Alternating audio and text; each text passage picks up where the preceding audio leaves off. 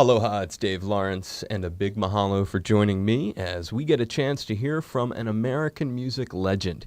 He and his band are performing this Saturday night at the Blaisdell Arena in Honolulu and Sunday at the MAC in Kahului, Maui.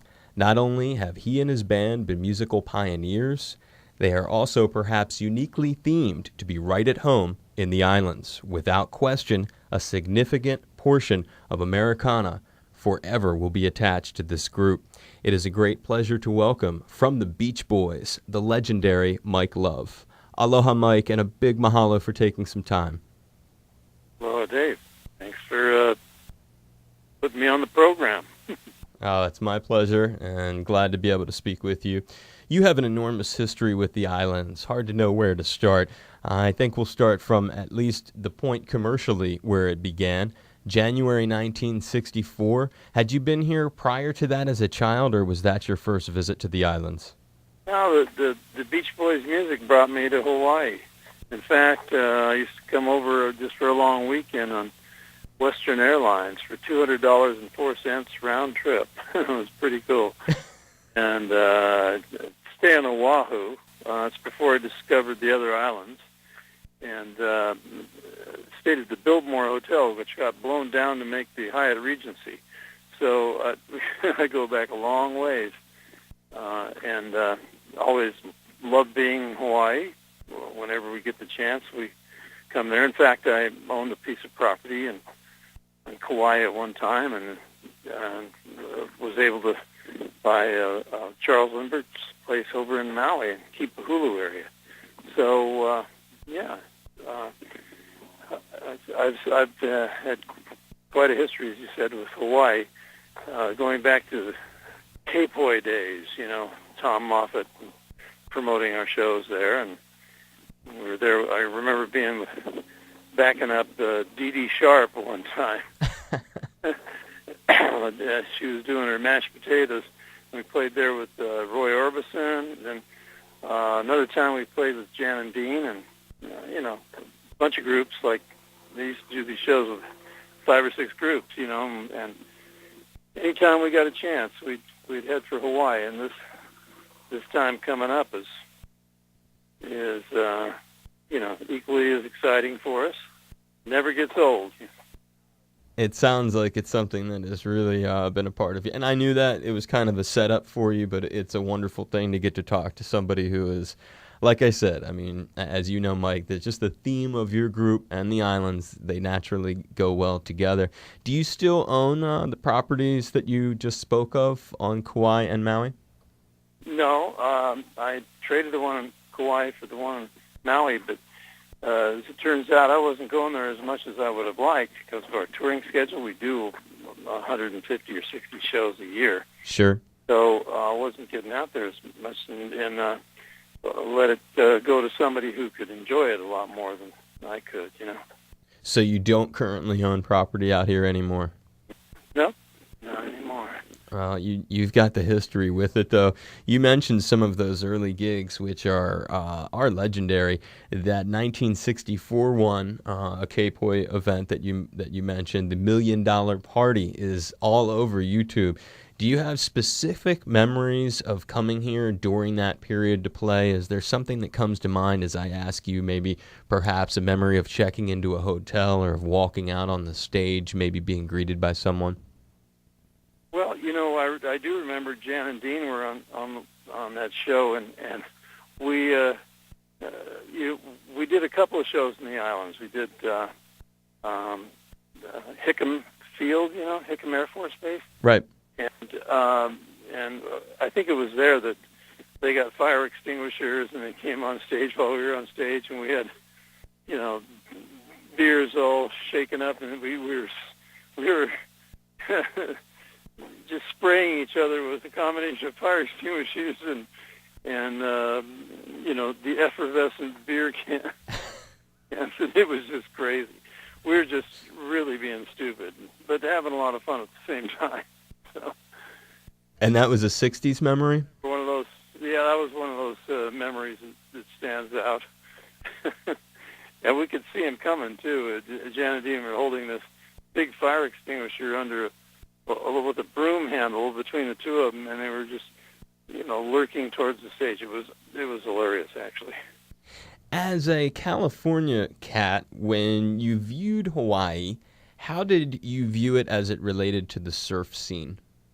Oh, it's like it's the paragon of surfing. I mean, it's quintessential place. I mean, that is the place, Hawaii.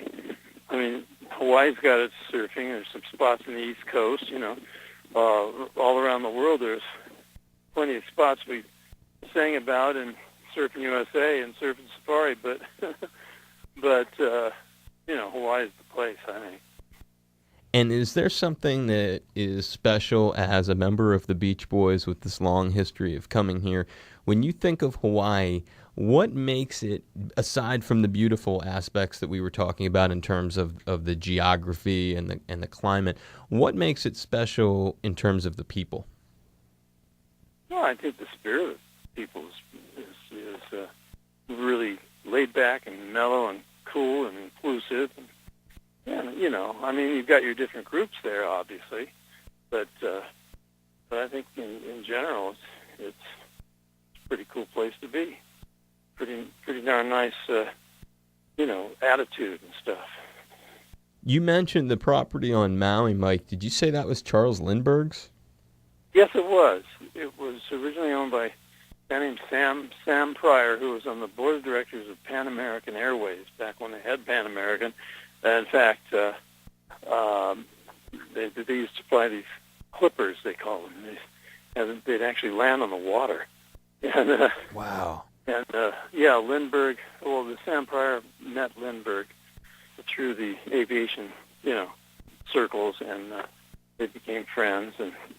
And so this piece of property, Kipahulu, Maui, became a spot that they loved to be in. And I was able to, for a period of 10 years or so, to enjoy owning that place. Where on Maui? Yeah, well, Kipahulu. Wow, okay. And it's a house and then some property around it? Yeah, right. It's a lot of acreage, so there's horses on it now. Oh, wow. Yeah. Not horses when you had it, just residents. Yeah, we just had it as pasture land, but, Anyway, it's obviously pretty attached to Hawaii, in terms of experience, memories, and the last time we performed there was at the Waikiki Shell, and that was great. It was sold out. And you have fond memories of playing there? Oh, yeah. We played there a few times over the years. Is there a particular venue, then, of all the places that you've gotten to play, between doing the original venues that were in town in the 60s, playing at Hickam like you described, doing the Waikiki Shell, and your ventures to the outer islands? Are there particular spots that you have maybe your best memory of playing live? Well, I like playing that Maui Cultural Center. The Maui Arts and Cultural Center. Yeah. That's really nice because, it's outdoors. I mean, there's an indoor place, but they have us outdoors. It's really nice. You're right there with the people. And I think that's a pretty cool place to play. Your arena shows are great because it's like those turn into rock concerts. But, and we've never been to the Waikoloa place yet, not that bowl. I mean, we've done private parties over there from time to time over the years, but we've never, this is the first time we'll have played in Waikoloa. So you really have, more than most artists, a hell of a lot of experience as it relates to the islands. Is there a favorite island? Well, they all have their, great things about them. All of them, hard to beat Kauai in the North Shore, though, for sheer beauty, you know. So that's. But then, you know, they all have beautiful spots and positives. Did you live on the North Shore? What was your Maui place like? Describe that to me. It was in a place called Kipahulu, which is just past Hana, and it's very tropical. Waterfall and a pond, and you know, right on the ocean, you know. So it was quite beautiful there. And how was that different than the Kauai place? Kauai was right on the beach. It was just a beachfront property. Beautiful out in Haena, which is past Princeville. And it's just gorgeous out there. Yeah, I know where you're talking about up there on the North Shore. It is absolutely amazing when you go all the way to the end, basically, of the road. Exactly. It was maybe a couple of miles just from the side of the end. And so it's hard to beat that. That's pristine. That's gorgeous. So that would end up being your favorite place in the islands? You know, I don't know. There's several favorite places, you know. Well, that's why I ask a beach boy. For different reasons. Right, exactly. You have different reasons, I'm sure, attached to each of them. And there's something else about you that makes you have a strong connection. I'm just thinking, you'll obviously elaborate on this, but something that is unique about you, which I'm fascinated to hear about, especially how it relates possibly to Hawaii, is your connection to meditation. And if you can, just as we start to talk about meditation, if you would first try to explain to me, are there any particular benefits in being able to meditate out here, or is it really something you just sort of take with you wherever you are and it can be the same? Well, it's something portable. Transcendental meditation is a mental technique that you practice. And so you practice it, you know, pretty much the same way everywhere. However, when you open your eyes, you can be in downtown in a city, or you can be you know, in a beautiful spot in Hawaii. And so it refines your senses and just makes you appreciate your environment wherever you are all that much more. And so there's nothing more special than, you know, being able to practice your meditation, and then when you come back into your active phase of life, to be you know, enjoying the beauty and of Hawaii can't be beat. So is there something different about meditating out here? Not the process of meditation. No, I think it's just the enjoyment of the environment. You know, the technique that I practice is pretty much a automatic, simple, natural technique that you do with your eyes closed. But it's when you open your eyes and you've meditated and you're enjoying where you are. That's the bonus in being in Hawaii.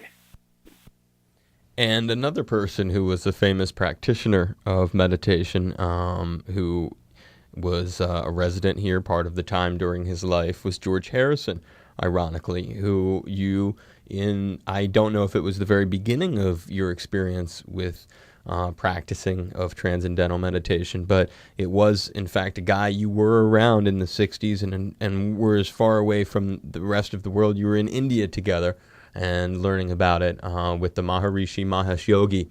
Can you talk a little bit about that period in time?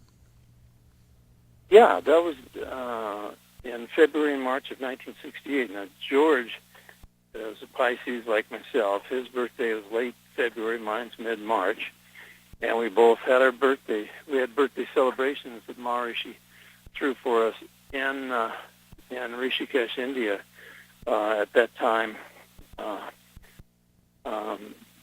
Beatles were there. I was there. Donovan was there. And it was fascinating, the most fascinating get-together ever, that's for sure. A lot of music, tons of meditation, and lectures by Maharishi and stuff. It was fascinating. So it was my first exposure to really getting deeply into the value of not only TM, but the whole concept behind where it comes from, which is called the Vedas, the eldest scriptures on the planet, and to hear, a master, a yogi, such as Maharishi was, explaining all the, points of knowledge that he was telling us about. It was quite fascinating. So, and he and I mean, George Harrison and I had a lot in common because we both appreciated very much that knowledge that was more inner and spiritual rather than outer and material. In fact, I wrote a song about it called Pisces Brothers, and one line says, "Was not for fortune or for fame, but for enlightenment we came." So it reminisces about that time in India and about, appreciating George Harrison for his musical gifts and his deep appreciation of the philosophy and the technique that Maharishi was espousing and teaching. So he's one of the Pisces brothers in that song. Exactly. That's heavy stuff, for sure. Did you spend any time at his pad in Hana? No, I never did. I just drove by on my way, from the airport in Hana to my place. My place is the opposite direction from Hana than his, So no, I never did. That's crazy going to that airport all the way out there, man. Yeah, it's cool though. It's so simple, so easy, Do you have? No, I know it makes sense if you're living out in that locale. Do you have close friends who still reside in the islands? Yeah, I have a few. Yeah, I'll be seeing some of them, this coming weekend. Over the course of your visit, are there any of the other musicians of note that are in the islands that you're going to be seeing, like any, the guys from the Doobie Brothers, or Carlos Santana, Sammy Hagar, Alice Cooper, Pat Benatar, any of those cats? No, I'm not really directly in touch with those people you mentioned. Yeah. Sure, they're just names in the community, and I know when you mentioned the MAC, often when bands play there will be a number of the celebrities that live on Maui that just sort of show up. Well, that's true. Yeah, the one person that is coming with us is John Stamos, is our actor friend. Oh yeah, famous for Full House, and he was just doing a Broadway show back in New York, and he's out of that now, and he says, "I want to go to Hawaii with you guys." And so he'll come out and play drums, and we'll back him up on a song or two, and he's always fun to have around. He really enjoys, performing musically. Sure, and obviously you do too, for keeping this thing going for so many years. I was wondering if you would take a moment to try to describe for us, Mike, when you first realized, whether it was in recording or just crafting Beach Boys songs, that there must have been some recognition in your mind how pioneering and unique your sound was becoming. Well, our sound was unique primarily because of my lead and my cousin Brian's falsetto. He would do the high parts, and Brian also was and is very gifted at structuring vocal arrangements, and those harmonies distinguish the Beach Boys from a lot of other groups because there's quite a refined sense of harmonies and arrangements, vocal arrangements, and stuff like that.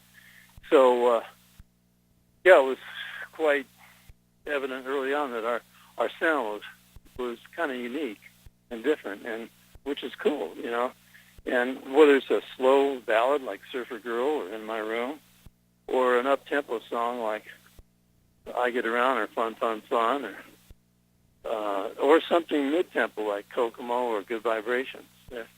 They all have that distinctive quality of the vocal harmonies. So that's really the key, you're saying, if we're uncovering something in this question, in that you're saying it was really the vocal harmonies that effectuated the sound. Yeah, well, yeah. It's the way we sound when we sing together, which is, we've been singing together since childhood, actually. But then my cousin Brian got really into the production aspect of it and the arrangement aspect of things, and borrowed a little bit from the Everly Brothers, a little bit from R&B and doo-wop and rock and roll, Chuck Berry style, and synthesized it, and that became the Beach Boys. And you've referenced Brian a couple of times, and he's a guy that many people would say, Brian Wilson is a musical genius. How would you respond to that? Well, yeah, he is, and definitely. He's got an innate genius musically. So it really is something that you would back up. Where are you in terms of your relationship with him these days? Pretty good. He does his own touring, we do ours, but it's whenever we do get together, it's pretty fun. It's pretty mellow because we go back to childhood, like I said. And so you maintain a very good rapport with him. Yeah, I do. I'm going to have to jump off here pretty quick. So I don't know if you wanted to. Yeah, let me just get a couple. Let me put one closing question in there. And on that note, sort of thinking about the Beach Boys as a whole, maybe how Brian has been such a central force, and now you are in many ways seen as that figure. What do you anticipate for the potential of ever working professionally with him again, or is there any chance that the remaining folks who are from that original era of the Beach Boys would reconvene for some sort of project? Well, we have a 50th anniversary of the Beach Boys coming up in a year and a half or two. And it makes a lot of sense, I think, to see if we can get together and do something creative together. The thing is, I think everybody's open to it, but there hasn't been a definitive conversation about, okay, when and where. But I'm totally open to it, and I know Al Jardine is very positively disposed to it. So it's just a matter of, Brian's really busy recording a couple of album projects right now.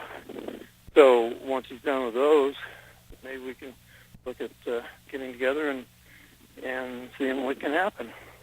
Well, a lot of people really do appreciate what you're doing, keeping the legacy of the Beach Boys alive, and I think that your aspirations for a 50th anniversary hoedown of some kind would certainly also be positively received by your legion of fans. And it's been a great pleasure speaking with Mike Love of the Beach Boys, coming to town Saturday night at the Blaisdell, Sunday heading over to the MAC. Mike, it's really been a treat. Thank you so much for being willing to take some time for us. You got it. Awesome. Mike, it is a great pleasure to get to speak with you. I hope you've enjoyed taking some time. Yeah, well, thanks, Dave, and thanks, for getting the word out and all the nice words about the Beach Boys and our music. And we appreciate every person that comes to see us, And we realize that not everybody's maybe the hyper fan or the uber fan when they come, but what we try to do is we do the best job we can to convert people into fans. I know that you do, and it will be a pleasure to see you. We appreciate it, Mike. Thank you, brother. Thank you, Dave. Aloha, it's Mike Love of the Beach Boys, and you're listening to my good friend Dave Lawrence. Hey, Dave, have a happy 420.